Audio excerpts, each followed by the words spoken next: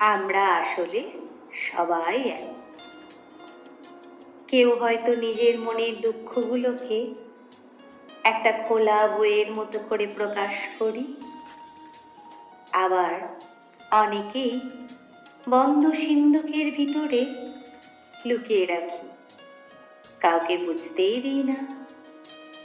তাই বলে জীবনের নানান জটিলতায় ক্লান্ত হয়ে জিরিয়ে নাও, তবু হার মেনে থেমে যেও না।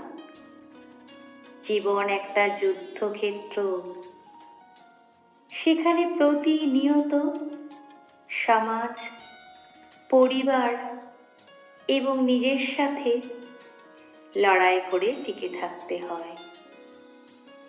জীবনে চলার পথে কেউ কাউকে জায়গা করে দেয় না, নিজেই নিজেকে জায়গা করে নিতে হয়।